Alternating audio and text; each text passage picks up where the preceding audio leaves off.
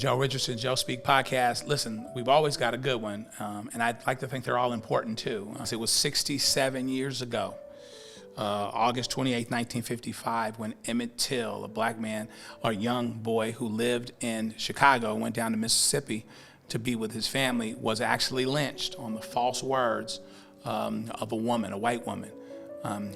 This family continues to search for justice after all these years, and not only have they continued to search for justice, but they've expanded their search for justice to deal with other issues and things that are related to the quality of life of black people. On this show, we'll talk about that some with Deborah Watts, who is the executive director, the head of the Emmett Till Legacy Foundation.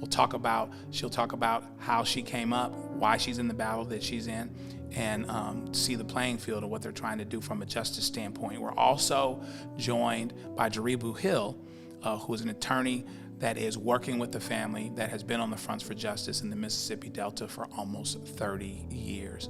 So, important story here. You can see the Till movie. You can see a documentary on Emmett Till that was not long ago released. There are things for you to be able to see to get the full story of what happened. But what we really want you to get from this show is how current the battles actually are. So that's where we're going. Joespeak podcast, let's go.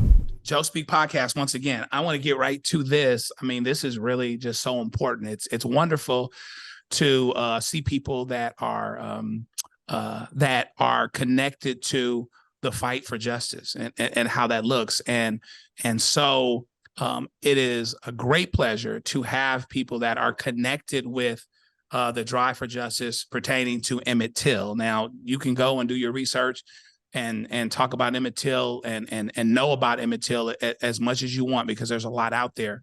But what we really want to do is connect it to the present day and where we're going for the future. And so with that in mind, I am thrilled to have Deborah Watts, who heads the Emmett Till Legacy Foundation, who I feel like privileged because she's all famous. I saw her on CNN, and here she is right here. So I'm like, hey.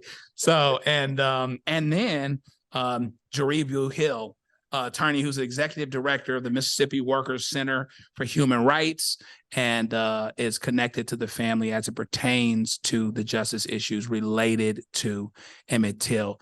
Thank you both for being here. So good to see you both. You too. Thank you. It's an honor. Thank you for the invite. Oh man, this is wonderful. This is why I do what I do. This makes it really, really cool. So talk to me a bit, Deborah, if you will, just about the origins of the foundation. And you've been doing this for a long time, and how it came to you as a member of the family to connect the dots and to bring this thing forward and to continue on. Yes. Well, first of all, I should say too that Emmett Till is my cousin. Okay. Yes. Yeah. Family. Yeah. Our great grandfathers were brothers. And wow. So growing up and watching just our family dynamics, the love, the support that our family had for each other was wonderful. You know, a lot of joy, a lot of laughter, a lot of jokes. But in 1955, this tragedy happened with Emmett Till. And then I saw my family move from that joyous part to transform into a lot of grief, a lot of pain, a lot of fear. But then I saw emerging from that Emmett's mother, Mamie Till Mobley. And she emerged as a fighter, you know, still with that joy deep inside of her, with a strong amount of faith as a foundation, but just a determination in her to move forward to fight for justice for her son. So it is a privilege, an opportunity, an honor for us to, after 2 years after she passed, after fighting 47 years for her son, for us to start the Emmett Till Legacy Foundation. But I must tell you that in 1989, Mamie asked me to join her at the Civil Rights Memorial dedication in Montgomery, Alabama. And I was still raising my family in corporate America. But I stopped what I was doing and I joined her. And there I saw Rosa Parks, Julian Bond, Jesse Jackson, the King family, the uh, Medgar Evers family, the Four Little Girls family. And there they were dedicating the Civil Rights Memorial. And Mamie, who summoned me to be there, I couldn't refuse her, helped her write a little bit of part of her speech. She was an excellent speechwriter. And so that's when I saw a need. And that's where she expressed a need to do something. I wasn't quite sure what. But I'll tell you how we started the foundation after her 47-year fight.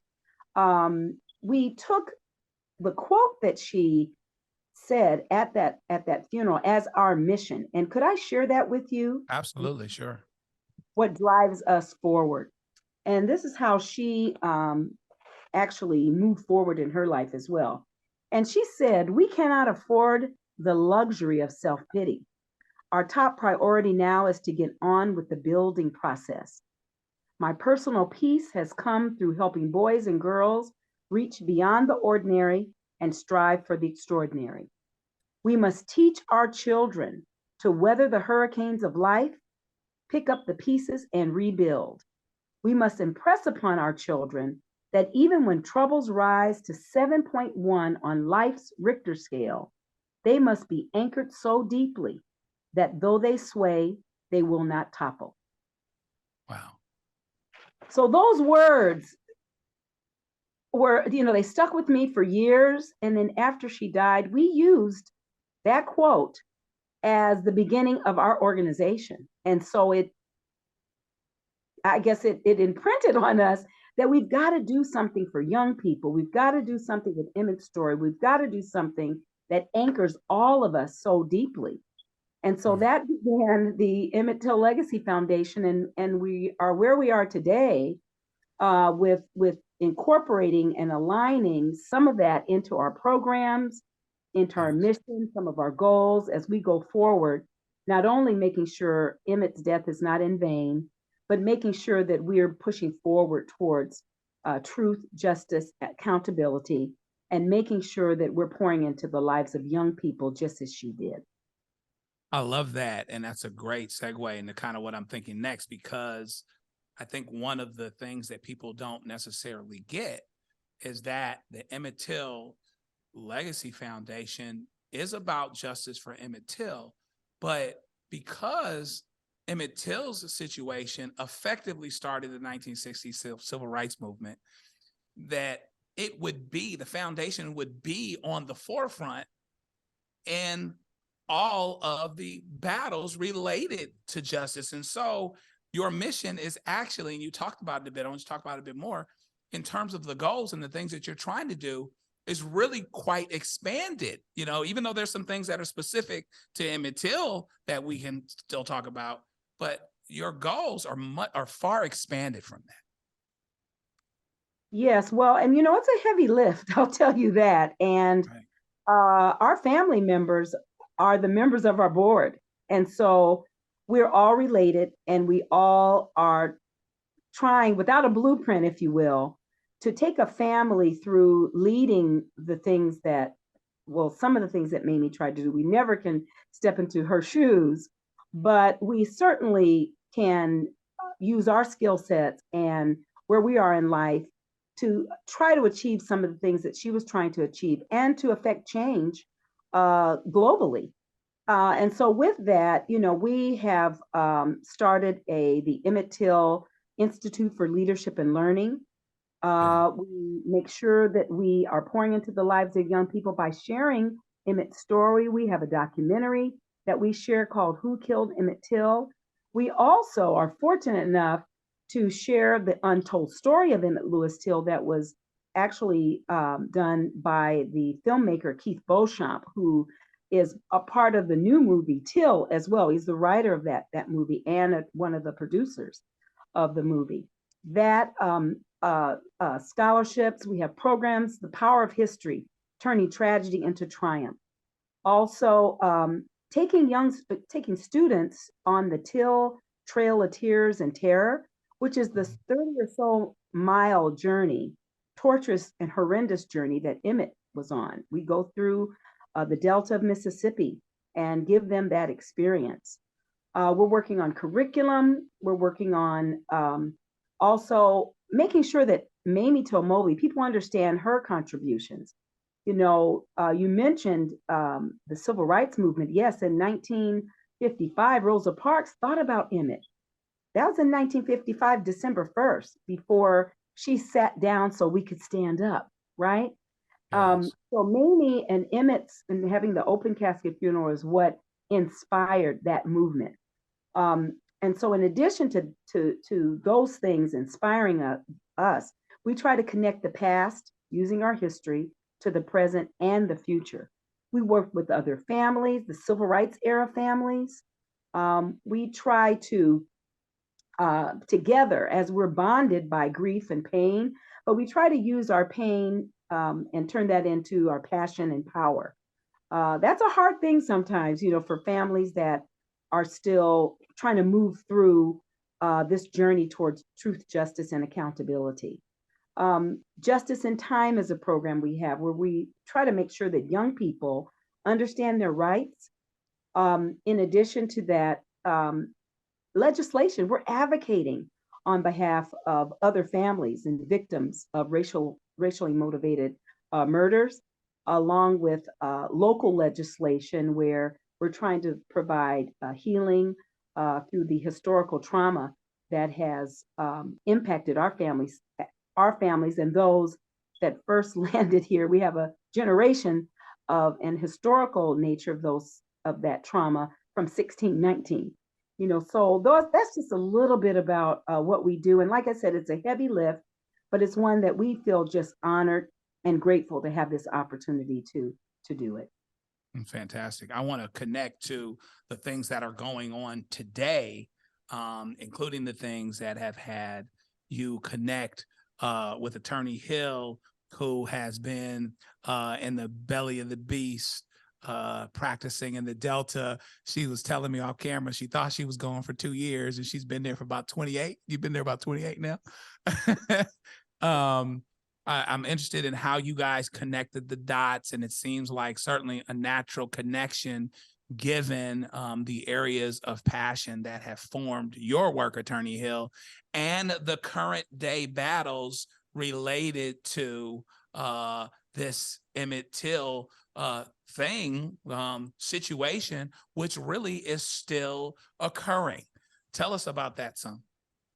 Yes, and I just also want to thank you, brother, for inviting me and my sister, Deborah Watts, of course, my shero, and our fearless leader in this quest for justice in the 21st century. I am so privileged and honored to be of counsel to both Terry and Deborah as we continue the fight for justice. And what impressed me so much about this fight, my brother Keith Beauchamp, who's one of my dearest friends, who is the visionary behind so many creative, artistic expressions regarding Emmett Till, but certainly, as Deborah pointed out, the film The Untold Story of Emmett Lewis Till led to the reopening of the case twice. And that's something that lawyers were not able to do. But here you have someone who calls himself an unintentional filmmaker, who was the person who was able to get that done. And the film is incredible, and I encourage people to see it. Also see the powerful film that Deborah and her family produced, the documentary. There have been so many incredible pieces that we've been able to use to drive home the point that justice delayed is justice denied. So I was privileged when, in my course of time working with Keith on various projects, I was a commentator for his documentary, his 4-part series called Murder in Black and White. And from there, he started to talk to me about the Till family and what they wanted to do and the struggle that lay ahead. And of course, I have been in this fight for so long. And of course, Emmett Till has been part of my implanted DNA. I'm not a blood relative, but I'm an extended family member, and I feel very close to that young man, even though he was not my blood. And so when I found out about Simeon Wright, who had been in bed with him at that night when he was abducted, that he was looking for counsel, he was looking for someone to just really give him advice and support him as the vultures were circling, trying to get stories and trying to get whatever they could get from him. He saw the need, and Keith saw the need for legal representation and counsel, and I agreed to do that. My organization agreed to do it pro bono. And then when Simeon became an ancestor, I was privileged to be connected further into the family through the Watts sisters, the Watts mom and the sisters, because I saw Deborah on an interview, and she doesn't even, I don't know if I told her this, but I saw her on an interview once. I think it was a Chicago local station had you on. And I said, oh my goodness, a cousin. I didn't even know about this cousin. Wow, she's dynamic. She's powerful. And the next thing I know, Keith is telling me, oh, well, we want to continue. And, perhaps the family members who are still surviving would like you to continue working with them. And so I've been taking leadership from them. I've been of counsel now for a few years, and it culminated with our deciding, once these brave souls went into the basement, courtesy of my dear friend Elmer Stockstill, who's the circuit clerk and a brave brother, not one of those ones who would have said to me, oh, you need a court order to get into the basement. No, right away, he said yes twice. Yes to Keith, and then yes to Watts and her family going down the second time. And that was the charm. Not the third time, but the second time was the charm. When they found, and you're a lawyer like I am, and you know how hard it is to find documents. You know what discovery looks like. You know what a nightmare it is, and you know how people conceal stuff. So when they called me, I'm in my car headed to Greenwood to meet up with them for what I thought was going to be 2 or 3 days of work, right? And I had my work clothes, I had my tennis shoes on, I was ready. Deborah calls me and says, we found it. I said, you found it? I said, what are you talking about? You found it? What do you mean? You found what? And so she says, we found everything. And she said, the warrant, the probable cause statement, the KPS cover. I said, what are you saying? All in one place? What? Tell me what happened. I was about to wreck my hoopty trying to pull over because I was so excited when they told me in less than 2 hours, they found everything clipped together in one document.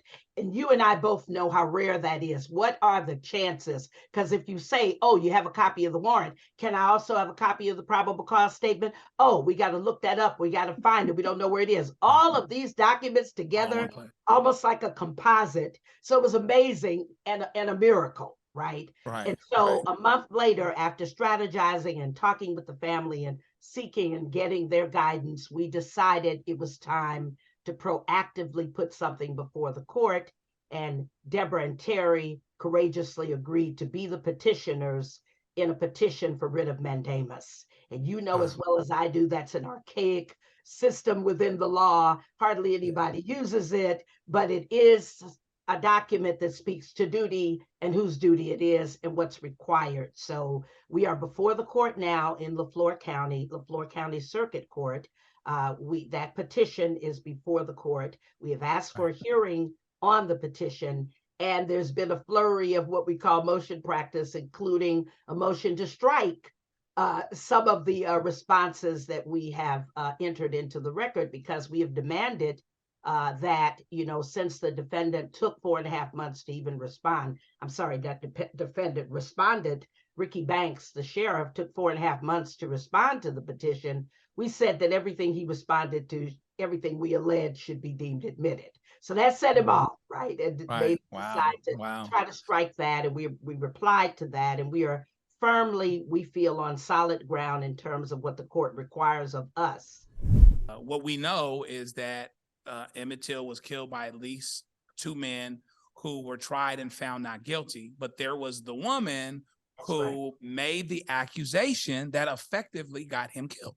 That's right. And the accusation was a whole lot more than, it was untrue. It's fundamentally, and she's still alive. And she's still alive and free and tending to her flowers, walking her dog. That's right. And evading justice.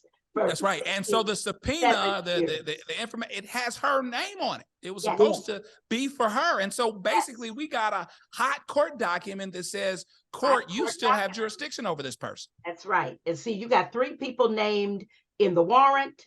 You got 3 Yeah. people named in the probable cause statement, which is very powerful. And at that time, of course, it was a white man who was the county attorney at that time who Sure. wrote this powerful piece calling for the arrest of Roy Bryant, J.W. Milam, and Mrs. Roy Bryant, Yes. AKA Carolyn Bryant, AKA Carolyn Bryant Dunham. Wow. Now, what happened after that? The 2 of them were arrested, right? And brought before a court of law, before even a grand jury, where no true bill was found for the kidnapping. Okay. Then they were brought to trial in Sumner and continuing in Tallahatchie County, where they were acquitted by an all-white jury. But during all of this, and that was an injustice, over and over again an injustice, but the most egregious injustice was the fact that Carolyn Bryant didn't have to face any consequences at all. Sure. She was not brought before a grand jury to address her role in the kidnapping. She definitely was not tried for murder over in Tallahatchie County. So for 67 years, she has escaped. And when Deborah mentioned how they were inspired by Mamie's life and her courage, and I see that in the Legacy Foundation. I see it speaking loudly and clearly to Mamie Till and the courage that she had in the film. And if folks haven't seen it, I don't want to spoil it, but you should see Till. But in that film, what impresses me, all of it really impresses me, especially the performances, the portrayals of the characters. Danielle Deadwyler as Mamie, incredible. But what got me was the scene in the kitchen where Mamie says, "My son is dead and Carolyn Bryant will be fine." Mm-hmm. And that just sticks in my head, in my heart, and in my gut all the time. And when I hear Deborah talk about her encounters with Mamie, standing in the kitchen, talking to Mamie, Mamie ordering her to come to Alabama with her, when I get so excited, I said, dog, she actually, I mean, this is her relative, this is her family, this is the Smith family directly related to Mamie, the bloodline that flows through Mamie. And so for me, it has just been so amazingly inspiring. I think my career as a lawyer would not be as interesting or as passionate or as just really what I want to do if I didn't get to do this kind of work, you know. So in the employment arena, I'm stopping employers from allowing nooses to be made and attempted lynchings to occur in the workplace. And then here I am, privileged to stand beside the brave 21st century edition of the Emmett Till family. So it's just been an amazing run, and we're not going to stop.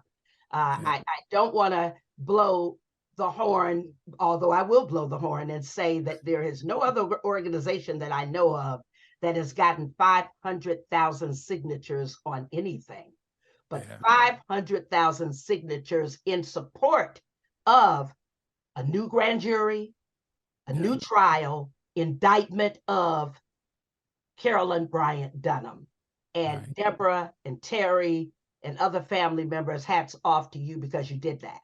You did that, and you made people stand up and pay attention. We followed you over to the Attorney General's office, where you gave her the thumb drive with the 500,000 signatures on the petitions. So it's just been a wake-up call for those who thought that the issue was dead, who thought that the culprit was dead. She is not. She's 88 years old, and she is still alive. And because she has lived basically a life of freedom and ease, she's able to live a long life. But Emmett Till, of course, died at 14. And Mamie died before she could see justice for her child. So yeah, we're on a quest, we're on a mission. And we're trying to think what else if we don't win on this. We're used to losing, by the way. Losing for us is a victory, because we get to say why we lost. We get to say that we still have Dred Scott courts. We get to say that there's still no justice from 1955 to today. We get to let the community know there is still no justice, and we have to keep fighting. So yeah, I'm beyond over the moon honored to follow around with these girls and hang out with them and make sure that we get some justice. And I'm also in protection mode, so I provide security as well. You know, when we're in public places together, I make sure, don't get up on her like that. Don't, Right. wait, she'll be with you in a minute. Hold on. So Right. I'm like playing all the roles that I need to play to make sure Yeah. that they speak to what they need, and we are there for them and support them in whatever way we can. And I shout out to my organization, the Mississippi Workers Center for Human Rights, founded in 1996. We're celebrating 26 years now, and my board voted to not only allow me to be the lawyer, but allow me to be the lawyer pro bono, not charging them a dime for anything. And I am so thankful to be a part of an organization that understands that their mission goes beyond protecting workers in the workplace, but also goes to the heart of protecting Black people from white supremacist terror, such as what Emmett experienced. So just thank you, Amazing. Deborah. Thank you for this experience at this time. Thank you. And we could, and Joy, I'd be remiss if I didn't say, now you understand why we have that kind of hope that Mamie had. We still have hope. I don't believe in losing. And I believe every opportunity that we have, like here, this is an honor to be here with you, to share, our journey, to work with incredible people like Jaribu. I mean, there are a number of other attorneys we've spoken with, right? But to use their expertise to go down pathways that maybe no one thought about. And those are the kinds of things families, and I'm not just speaking for just my family, but all of the civil rights era families, along with the current families, because we do connect with the families of Amir Locke. We connect with the families of Dante Wright, the families of George Floyd, and those unnamed, because we're in the epicenter here, ground zero in Minnesota, with over 500. Let me ask you about that, because I was just getting ready to ask you about that. You are in where you're situated, not only in terms of the work that you're doing, but even geographically.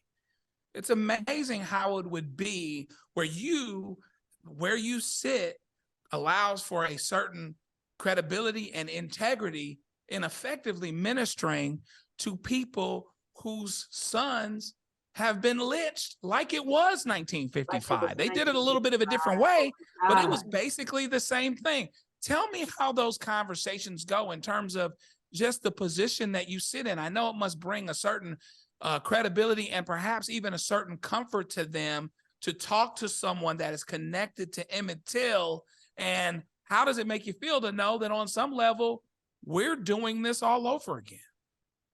Exactly. And I think the thing about it is we're in community. That's what happens. We call ourselves impacted families, and it's unique. I mean, it's a club and a fraternity, a sorority that no one really wants to belong to. So that's the unique thing about it. But we do come together in community. So no one's above, below anyone, because we're bonded by our grief and the love for our loved ones and those lives that have been stolen. And we understand that. So sometimes I learned some things, they learned some things from me. So it's we, can I say it? We're bonded by our grief, but our determination to achieve some form of justice. Now, everyone would love to have their loved one back, right? That's not going to happen. But we do join together. There's several organizations in Minnesota that have weathered through the storms with those families. And they provide those gathering spaces, those healing spaces, food, the angelversaries. A lot of, when you hear that term, that means some families gathering together in community with others to honor the birth or even the death of their loved one that's been lost. So it's a constant thing. Sometimes we can be there for each other, sometimes we can't, because this is it's a heavy lift and a heavy load. But what brings us the hope and I would say the joy going forward is when we have people like Jaribu, Attorney Hill, and like yourself, who lend their resources and their voice. They understand as best they can what we're trying to accomplish, and they find their way of helping. And that's what we try to encourage everyone to do. There's something for everyone. And just to give you an example with the families, we have a bill right now that we're trying to move through the House, local, Yes. and it's called the Emmett Till Victims Recovery Program. And that's about health, wellness, and healing those historical traumas.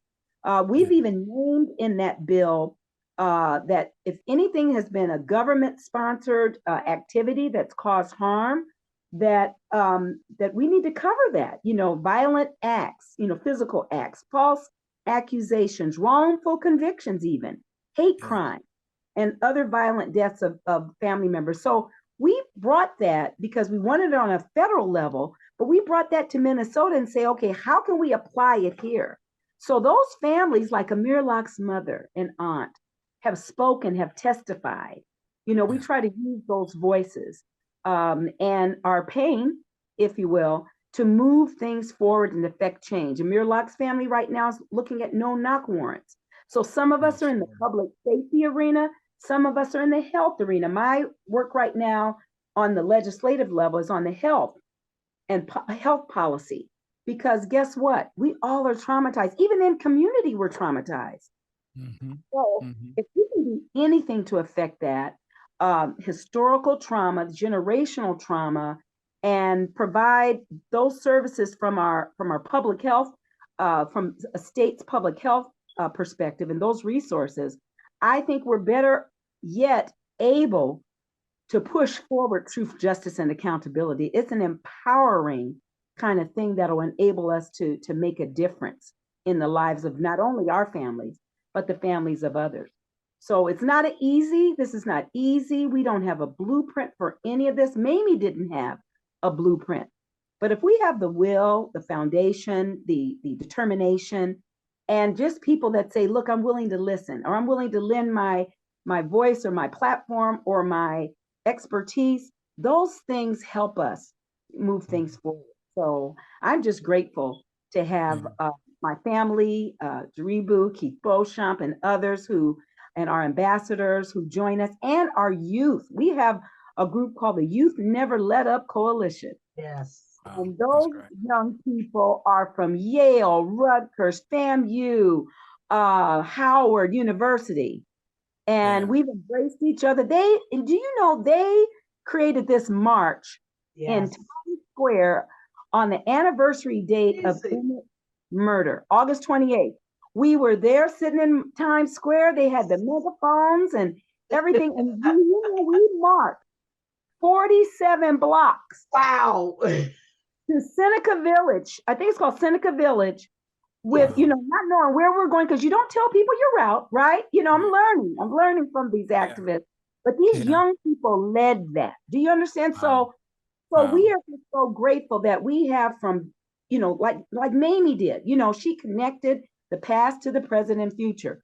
And we're not perfect, but we're trying, but we know that is the magic bomb. That is magic. When you can connect young people to the civil rights era, to what's happening today, and they understand their future is tied to our freedom and is tied to our liberation, and they know it's a struggle. Those 10 young people know about the struggle. And I'd love to bring them on one day too, because you got to meet them. Right. And so, and you fill my sentences even before this make my job real easy.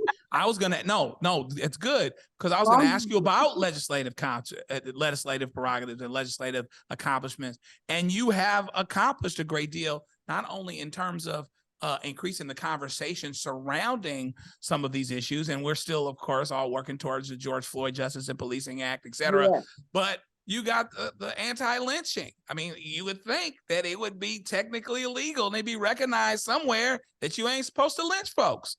The anti-lynching act got passed. Joe Biden just signed it, right? Yes. About a year ago? Was, March 2022. That was just signed after what 200, I think it was 200 attempts, 120 years. Right. Yeah. It's just amazing to me. So you guys have done so much, and there's so much that can be said. And what we're going to do is let's commit to doing some things from time to time just to keep people up, even if we do them in shorter forms, because I want to help keep the word out. Jaribu, I want you to let us know how we can support your organization. All right, I will. Thank you. Yeah, and is there a website people can go to? It's a nonprofit, right? Yes, there is a website. Okay. Do you want me to put it in the chat or should I just speak it? You can speak it if you want, Okay. and then we can, and it's being recorded, so put in the chat too, Okay. that's fine. Yeah. And then that way we can make sure people have it, because what we really want people to do is to be able to follow up. And then Deborah, I'm gonna have you do the same thing about the foundation so that people can, oh my God, this is amazing. Let me support, let me find out more, let people know. We want people to be able, I've learned sometimes, you go in humble, and there's some such thing as false humility, where sometimes you go in somebody and then they make an ask, and they're like, okay, no, they ask you for your ask. They're like, hey, I'm compelled. What can I do for you? You know what I mean? So we want people to be able to follow up with that. So give us a Jaribu, you got that information in there? Yes, it's www.msworkrights.org. And it's the Mississippi Workers Center for Human Rights located in Greenville, Mississippi. Wow, fantastic. And Deborah, how do we get in contact with and connect the dots with the Emmett Till Justice Legacy Foundation? Yes, and it's basically, that's our website, Emmett Till Legacy Foundation .com. We also use social media we try, to stay on top with Instagram, Emmett Till Legacy Foundation. Our Twitter is at Emmett Till, and then Facebook, of course, Emmett Till Legacy Foundation there. So we do push our initiatives. We support other families and their initiatives there. We also put all of the anniversary dates. We ask people to wear black and white on Emmett's birthday, which is July 25th, and on the date of his death. And that's a powerful, but yet, folks don't want to go out and march or whatever. Just put your black and white on. Take a selfie, send a picture to us, because it's a powerful yet silent way to protest against the things that are going wrong in our country. And but we also shout and march too. That's right. In March, as Jaribu had said earlier, we were at the Capitol. We took our message to the state capitol with civil rights era families like Medgar Evers' family, with Rena Evers, his daughter, with Wallace Jackson Jr., the son of Wallace Jackson Sr., with Johnny May Chappelle's son. His name is Shelton Chappelle. And there are so many others that wanted to be there but couldn't. But there's 152 names, Joseph, on the Emmett Till Unsolved Civil Rights Crimes list. That bill was signed into law by President Bush in, I believe that was 2008. It was reauthorized in 2016 by President Obama. And basically that allows the federal government, the DOJ, through their Civil Rights Division, to lend their resources to some of the state law enforcement to help them with investigations. And there's something like over $10 million a year that is appropriated for that work. We've experienced that, but unfortunately, the Department of Justice decided to close their investigation. And that's why I want people to know there's a difference between the investigation and the case. The case is not closed. So you're, as attorneys, you all know, and you've taught us well, there's no statute of limitations on murder. That's right. And in Mississippi on kidnapping. So that's why we're not frivolous. We're not pushing a message up a tree that we cannot climb. We're not asking for anything that cannot be done, because Jaribu has helped us. Well, of course, we've asked for some things, and she said, no, you can't do that. We learn, they say God blesses those that ask for nothing, because that's what they get. That's not something that we are privileged to. We do ask, right? So we have that, those other 152 families that are on that list. Most of them have received a letter that said, sorry, the perpetrators are dead. There's nothing else we can do. So what we're doing with our legislation on a local level, we're sending that over to those other people in other states. So maybe they can work something from a state level to get help and Sure. support. When Jaribu said we went to the Delta in Lafleur County with Emmett Stockstill allowing us this opportunity, there are other families now saying, maybe I need to go to the basement of this Yeah. courthouse over in my Clark County Yeah. or It my didn't have to county. be over. Yeah. So Yeah. we're sort of inspiring them. Now again, we didn't have the blueprint. We're just kind of weaving our Yeah. way through where the loopholes or where the gaps are and pushing the envelope where we can. Yeah. So Yeah. I just feel, like I said, with the kind of leadership and the expertise, it gives us hope. And we have to continue to push. Carolyn Bryant is still alive. There's just three things I want people to know. Carolyn is still alive. Yeah. They need to serve the warrant yesterday. That's right. Yeah. And we have every right to expect truth, justice, and accountability. That's right. Dwayne Richardson, who is the DA there, African-American male, he can be a hero right now by making sure that warrant is executed by the sheriff, Ricky Banks. They have a dual role and responsibility that we're expecting them to do their job. Nothing more, nothing less. And if they can make that happen, that would just be, that would be tremendous. So, That's amazing. and I do want to say this, and I know Jaribu's, kind of counters me on this sometimes, but I say without hate, malice, or vengeance. And I don't want anybody mistake me. I don't, because following in Mamie's shoes, right? She talked about hate going away. Now, she never talked about justice, that she didn't want justice. So that's what we're going to do. We cannot hate because that's going to stop us in our tracks. But do I like the fact that nothing's happened with Carolyn Bryant and they've avoided arresting a white woman that, the optics of that in our country is something that they just can't fathom. But I think they can, and I'm expecting it, and we're demanding that they do the right thing and they bring justice and have truth and justice and accountability. And I truly think that it'll help our country breathe a little bit, exhale just a little bit, because people are still following what's happening with the Emmett Till case. Yes, that's good stuff. Wow. Well, if I could just jump in for one quick second, I want to make sure I put a disclaimer on just one little part. I am not a hate monger. I am not for hate. I just really follow the principles of loving those who love us. And, I think people misuse and abuse the term love your enemy to the extent where you allow your enemy to really crush you. And so I guess it may seem like sometimes I'm coming off like, wow, just, kill all of them or whatever. No, I am a human rights defender. I believe that's right. Life. I didn't get that at all. I didn't get that at all. I also am not nonviolent where it comes to people attacking my people and my person. You want to see me get physical? We can be tribal. We can do this. Now, if you get physical, then I'm gonna try to whoop you before you whoop me.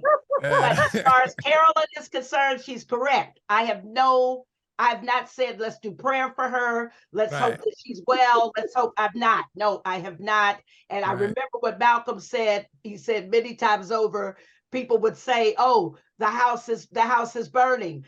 The Massa's house is burning," and the house person, I'm not going to use the N word, would say, "Massa, our house is burning." And Malcolm said, "I'm a field in," and I would say, "Pray for a win." Right? If the house is burning, pray for a win. So I'm saying we want justice. We want her to be handcuffed and brought out the way we would be brought out if we were charged with murder or kidnapping, both of which are felonies, both of which have no statute of limitations. If any one of us on the screen were charged with any one of those crimes, we would have been prosecuted to the fullest extent of the law. So what do we want to see? We want to see her arrested. We want to see her brought in and booked. We want to see her fingerprinted and photographed and handcuffed, just like our brothers and sisters who are in cages now were shackled and thrown in those cages, many of whom are innocent, many of whom committed far less egregious crimes are still incarcerated, but Yeah. this person for 67 years has escaped justice, and all those who have collaborated with that, you know, and unfortunately there are those who look like us who have been part of the reason for her escaping for 67 years. And Deborah is correct. We should put the pressure on District Attorney Dwayne Richardson and Sheriff Ricky Banks. We should demand accountability from all those who are responsible for dispensing and administering justice, because you know as well as I do, Joe, you know, if it were you, there wouldn't be a problem. You would already be in custody. You already know Probably what it is. would have already been tried and convicted in a Dred Scott court and sent away. So we're saying that it's not right for her, and some of the things that she says, you know, and the positions that she takes whenever they grab her for an interview, like when the case closed in December, she said, well, I'm just glad it's done, you know. So she has never shown remorse at all at any time, right? And compared herself to Mamie when her child died of cancer at the age of 50, compared herself by saying, I feel for that mother. You feel for that mother. How do you feel for that mother? That mother lost her only son because he was lynched. Your child died in a most unfortunate way through cancer, and that's a terrible disease, no question. But your child was not lynched. So you can't compare yourself to Mamie. But that's what she does. She makes the comparison between herself as a mother who lost a child and Mamie who lost a child. Mamie's child was lynched. It's not the same thing. So I have nothing but anger and resentment. I promise you I do, for the fact that she's allowed to walk around free and tend to her flowers while others are not able to do that, you know. And you think Deborah and Terry and the rest of the Watson Smith families, you think they don't want to enjoy the sunset and the sunlight? Of course. But look what they're having to do with their lives. Put their lives on the line to make sure that nobody forgets about the lynching of Emmett Till. And that's not social work, right? That's work out of necessity that they have to do. So the least we can do is stand with them. And I'm just proud to do that. So in closing, I think, and it's customary, because it seemed like it's Mamie still speaking through us, right?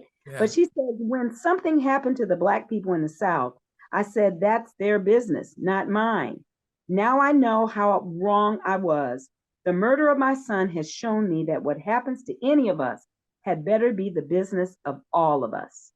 Yes, that's huge. Yeah. Well, that's well said. I mean, I think that says it. That says it all. You know, if you're here, you're a person, you have responsibility.